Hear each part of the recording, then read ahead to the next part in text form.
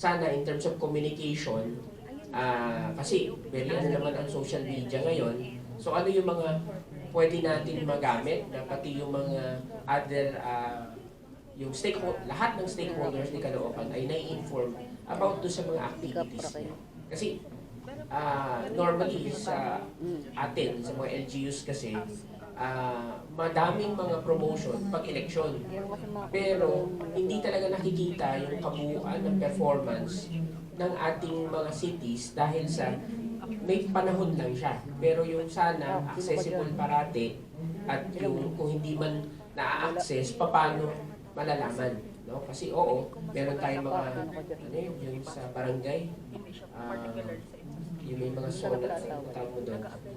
So, sila, no? Sa SOBA nila, barangay stakeholders. Pero kasi ang problema sa ganun po, minsan po ang iniimbita yung mga panalig.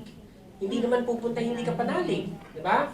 Ganun po ang nangyayari kasi hakutan lang, pero ang pinaka-concern natin, yung mga taong dapat ma-inform, hindi na-i-inform. Kasi hindi ko gustong malaman ko ano yung performance ni ano ngayon, kasi hindi ko ka-politika yan, hindi ko ka, di ba? Ganun po nangyayari, kaya okay, lahat yan, di ba? Sigawan, kasi kapanalig lahat yun. Pero ang problema natin, paano natin ma-engage lahat siya? Yun po siguro. Not only in election time, kasi ang problema natin ganun eh. Ano yan, all political ano kasi mga mode of ano, information drive natin. Yun lang po. In terms of policy siguro, regulation, sana naka-state, ano yung mga communication lines natin. Or pwede rin siguro ma'am sa public awareness, parang regardless of political cycles.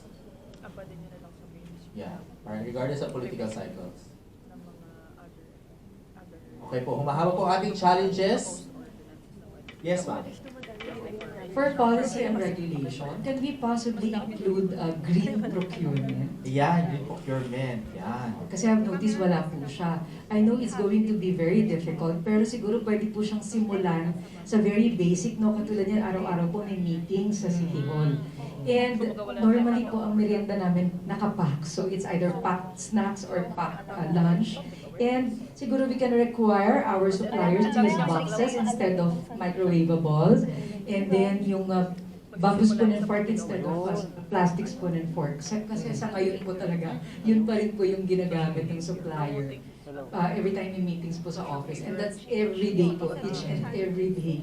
Ganun po yung nangyayari. So siguro we can start from the very basic na yun, yung sa supplier po nung mga catering, yun, make it a requirement. Sige po. Actually, pasok din siya sa MICE tourism if you wanna be up on MICE.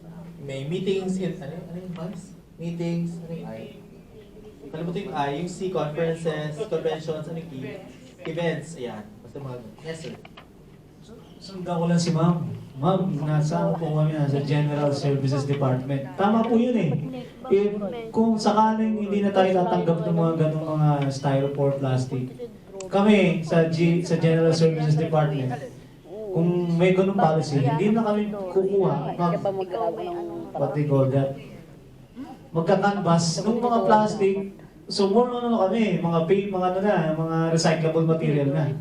Kung may ganung policy ipapalabas, no, sir. So yun lagi ang gagawin niya para maging tayo circular economy, no?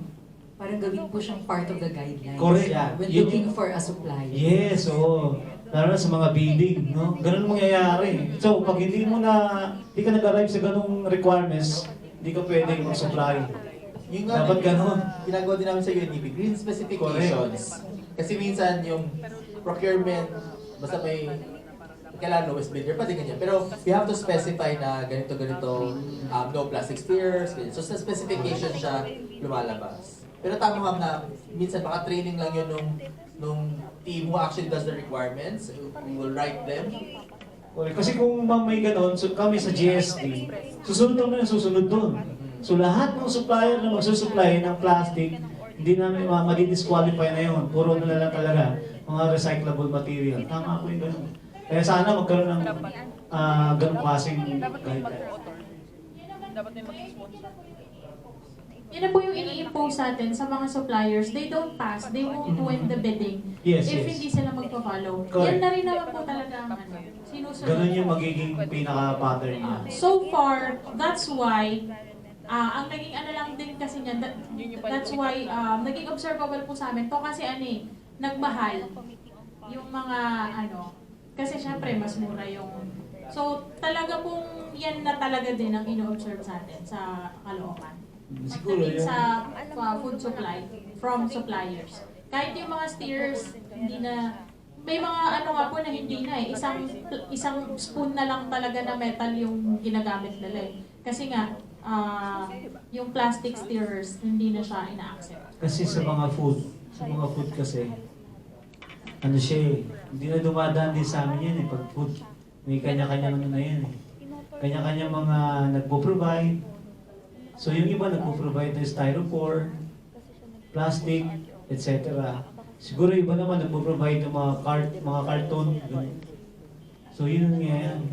Kaya lang with all due respect po to the both of you, no? Kasi sa CS office, lagi po dun ko nakikita yung mga food kasi kadalasan yung office namin yung nagpo-provide ng snacks sa mga meetings. So talaga pong microwavables and plastic spoon and forks pa din ang ginagamit and PET Okay. bottles na water. Oo. Sabi ko nga, baka pwede pong isuggest natin na to avoid po din yung napakaraming PET bottles kasi imagine mo kung ilang participants yun, 100 participants, they 100 PET bottles.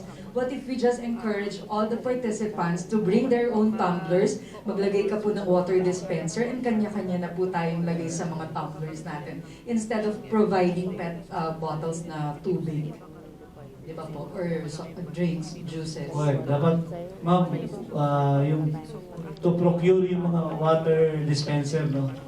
Ilalagay sa mga strategic place para yung mga tao, hindi na sila bibili ng mga plastic bottles. Tapos meron doon station, may magpo-provide ng plastic cup, ganun din. ng paper cup para sa water. Actually, sir, ang Maynilad has already donated 2 water, yung drinking fountains dun sa baba natin. So, pwede din nating matap yung Maynilad. Kung wala tayong masyadong funds for that, pwede Yes. silang mag-donate po ng more drinking fountains. Mas marami pa, ma'am. Ma'am, that will have to end up with the proposal po kasi kapag gumawa ka ng proposal, part of the meal will be the water bottle.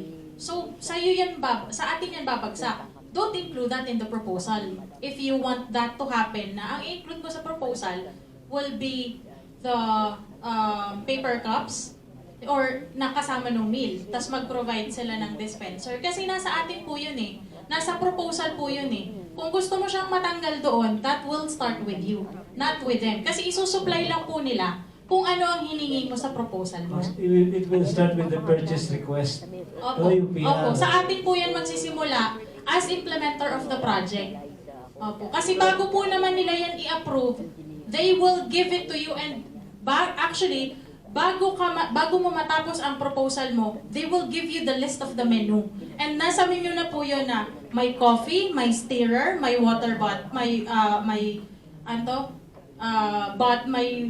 water bottle, may flowing coffee ba yan? Kasi pag flowing coffee, usually, may kasama silang wooden na stirrer or yung metal na spoon for stirrer. So, ganun po siya. So, it will start with us kung talagang gusto natin yun na Correct. Well, ang inaano ko nga dyan, ma'am, kasi we have a cooperative department, no, office. Sana makipag-coordinate tayo. We must coordinate with the cooperative department in terms of food, yung mga pagkain. Para sila na mag-asikaso niyan, so that will be, pati yung mga baso, kutsara, it must be, what they call it, recyclable, no? Environment friendly, ganun. So, we can do that. Malapit na. But we're doing it, sir, ha? Kaso nga lang, ang tama na sabi ni Mami, paunti-unti lang. Hindi pa namin masyadong totally.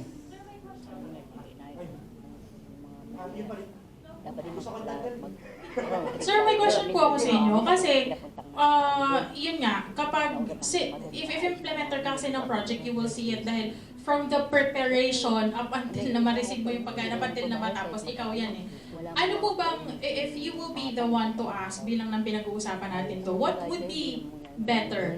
Yung ang gamit nila is yung mga paper, ano ba tawag doon? Or yung microwavable. Kasi what they, dalawa po kasi yan, it's two things. Nung ang binibigay po nila sa amin is naka-paper siya, dahil bulk po yan, pagdating sa amin, isipin nyo po, bake pack siya. Pagbukas mo, since paper siya, yung cheese niya nandun sa cover ng ng paper. Kasi pisa na. Then they did the microwavable. So, syempre, plastic yun. So, if you will be the one to ask, what would you suggest? Hindi OSD tayo, no? Pero hindi, actually, iba yung dadagdag ko, pero sige, unahin natin. Ang ganda ng tanong mo. Ang hirap sagutin. Kasi kunyari, example, I can answer as an engineer and not UN. So, minsan maganda, how can you say whether one material is better than the other? So, ang daming criteria niyan. Normally, pinakasikat life cycle analysis. May mga nagsasabi na sometimes may type ng plastic na mas madaling ma-recycle kesa sa iba. And then, meron sinasabi, kunyari, paper is may mga depende sa life cycle study kung ano yung mas environmentally friendly kasi ang plastics, petroleum, nakakain ng mga turtles, nakakapatay ng karagatan talaga. Pero yung paper, ang taas ng water consumption niya, di ba? Sa pulping process, grabe ang chlorine, ang water consumption, and puputol ka talaga ng puno. May certain And then may usapan, hindi naman paper din yan. Composite material, ang pinakamahirap i-recycle yung mga composite material, ibig sabihin mixed. Mas madali mo recycle yung pure PET to new PET kesa yung kaya mahirap i-recycle lang sa shade. Nakakita naman kayo ng technology na yung sa shade, lumabas sa shade din. Hindi, kasi sa shade, for example, yung doy pack, that's aluminum with polypropylene with syempre, dalawang thin slices ng polypropylene. Kung yung milk carton pa yan, meron pang karton yan. So, 3 uri ng materials na interspersed. Wala pa nakitang ganung multi-material or composite material na recycle to back to composite. Normally, downgrading yung ihalo mo sa blocks, papasunog mo sa cementines. Ganun yung nakikita kong mas na ito. May mga may International Plastics Treaty tayo. Naka 4 meetings na sila. Magtatapos yun sa Korea sa December or November. So, watch out kung maging successful ang United Nations sa negotiations ng mga bansa para magkakaroon ng Paris Agreement on Climate Change, pero magkakaroon ng Busan Agreement on Plastic siguro. Hindi ko po alam. Actually, DNR and DFA ang negotiator ng Pilipinas doon. Pero isa sa mga nakita kong position paper, yung position paper ng Scientist Coalition. Kino-question nila dapat daw magkaroon ng definition ng bioplastics. Ayaw nilang igagamit yung word na bioplastics. Gusto nila either biosource, biodegradable, may clarification pa doon, may technicality pa doon, kasi hindi lahat ng biosource plastics are biodegradable because of chemical alteration, di ba? So, ayaw niyo sagutin ang tanong mo, ma'am. Tanungin natin sa DOST. Hindi, marami kasing levels po yung tanong na yan. Pero tama po kayo, pinaka-the best is life cycle analysis. Or in some cases, kaya yung DNR, minsan nire-refer niya sa DOST. Nagpaparang-ETV sila, Environmental Technology Verification. The claims of the consultants, manufacturers are indeed accurate. Ayaw ko magsalita. Pero ang ganda yan actually, isa sa naisip natin ngayon na magkaroon tayo ng isang circular economy na expert na magkakaroon talaga ng between products, single use versus multi-use, biosource, non-biosource. Pero thank you din kasi pwede po ko sumagot pero ayaw sumagot. Pero kailangan natin ng resource person invite. Magandang usapin niya, matagal tuloy. Ma'am, please.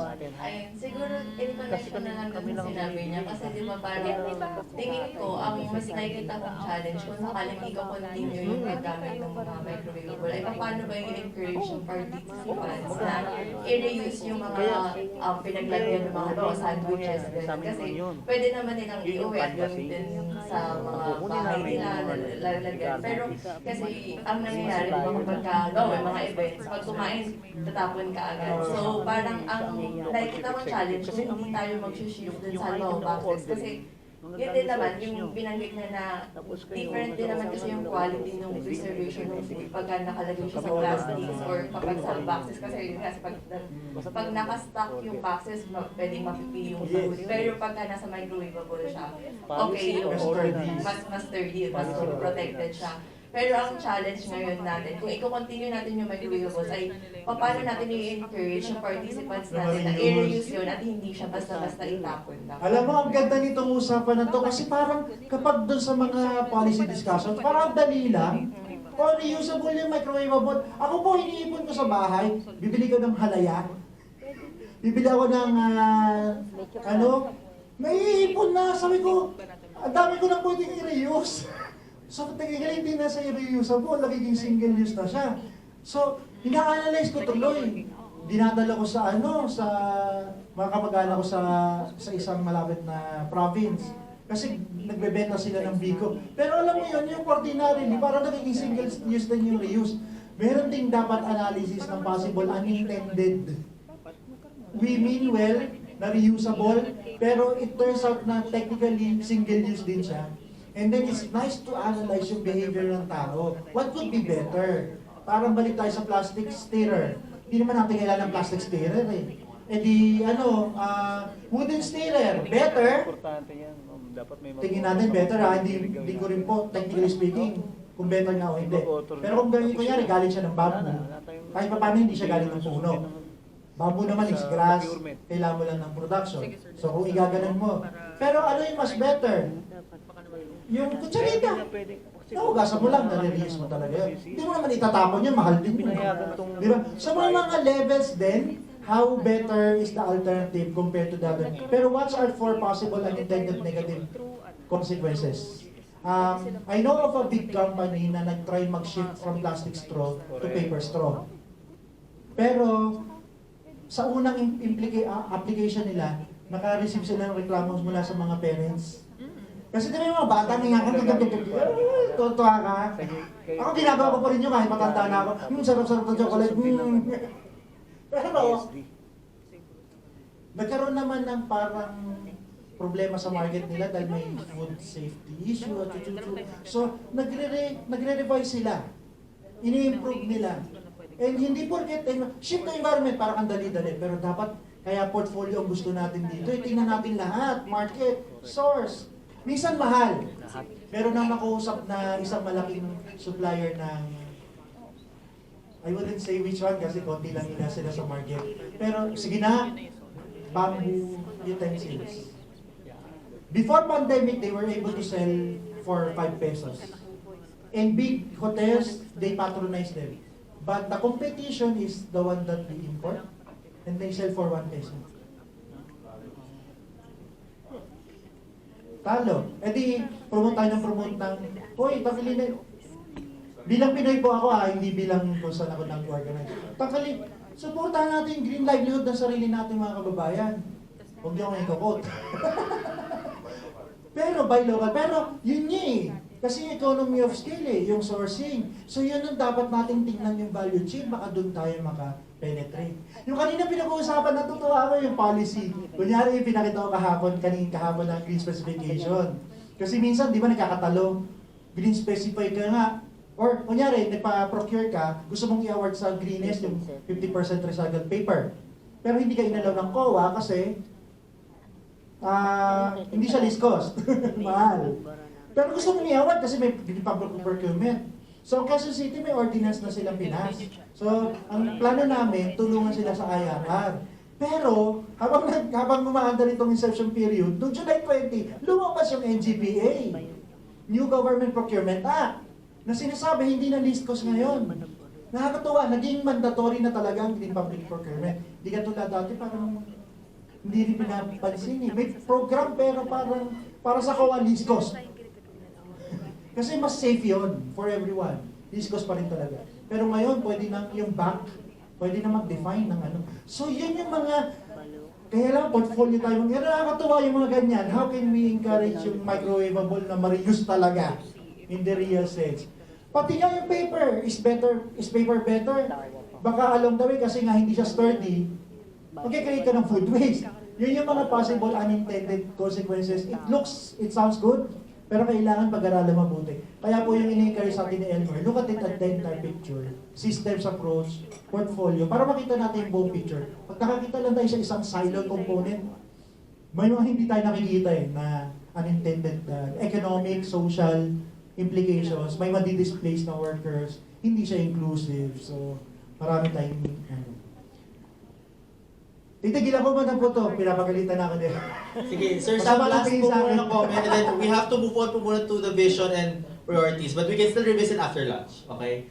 Kasi masyadong po mahaba at magugutom na po kayo. Sige sir, last comment on challenges. Apo, again, ano po, more on policy po ito, no? Kasi sabi nga, si LGU kasi siya yung pwede magmando no? Dun sa mga food, siguro natin, suppliers, na ano ba yung mga dapat containers niyan. Dun sa pinuntahan namin, sir, from preparation, lahat ng prepare na food nila, ano yun sir, naka-tray na yun po ay pag natapos gamitin ay binabalik, sinuhugasan lang po uli yun. And then lahat bento, box. Oo, at least po yun, lahat talaga na ibabalik. At wala po talaga, lahat ng kinainan namin nakabento. So, wala talagang, yung mga plastics na, or yung mga nasa convenience store po kasi nila, talagang ang klase ng plastic po ng mga kanilang mga food na, kasi prutas, vegetable, nasa convenience store lang Nasa siya, yung parang tama kayo sir doon, yung parang PET na pwede talaga i-recycle. Ganun po yung mga packaging. And napaka-importante ng mga ordinances po siguro kasi kung lahat ng mga sa tingin natin ay may involved na mag-degenerate ng basura, dapat po talaga natin ma-regulate or maisama po dun sa mga policy formulations natin. Sorry, kasi may nabanggit ka na naman Alam mo, ganito talaga ako. Kaya si Elmer, ang patient niya sa akin. Pero mabilis lang. Ano yung sinabi mo? Bento. Ayun, okay. So, minsan obserbahan din natin, minsan yung mga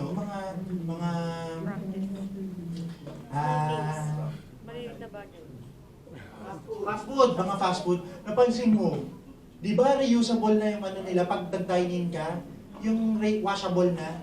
Pangalawa, bakal na sila. Dati may sila, plastic, bakal na sila. Pero pag tinanong mo na sila, actually problema namin nakaw. Kasi, we have to know itong mga reality na to. Gusto natin, may managuwi, remembrance daw. Hindi totoo. So imagine natin, ano yung action natin para matulungan? Pangalawa, nandito yung taga-DNR. Wala nga, hindi ko makinuha. Oy, sa DNR, Hindi ko kinukuha yung ba't nagagawin? sa DNR ba pwedeng magpasok ng take-away food na naka-plastic? Kaya hindi naman ako nagkumuha. Anong reference nyo? Anong basis nyo? Nag-apply ako, hindi pwede ako kumukuha. Guidelines ng Hindi ko pang DNR. Mismo ang aming GST, Hindi ko nga yun, tinanggal ko nga. and even yung procedure. Sa security guard nyo, nagpapapasok ba ng delivery nyo naka-plastic? Guidelines sa amin. Kami na bahala. Parang hindi rin. Hindi talaga. Promise, kasi umupo ako sa kanila dati noon sa isang office nila. So, tumatawag sa amin, sir, ayaw po kami papasakin ng guard sa compound. Balik po kayo. Pero na-apply nila yon sa compound nila. Na-compound nila yun sa compound nila. So we can start with small steps. Yun lang yung nakikita ko. Walang ganong policy sa national, pero malay mo, Pero kung ganon, may mga ganon na kasi. Pero ngayon, alam na ng mga nagdi-deliver, ay, dihin na rin, hindi pwedeng. Hindi tayo papapasok. Hindi talaga nagpapapasok. Ayun, so yun lang yung mga style. Minsan sa kantin, yung samal. nag-isip sila nun, parang public market, na circular public market. Pwede ba magkaroon kami ng model public market na as much as possible, hindi perfect.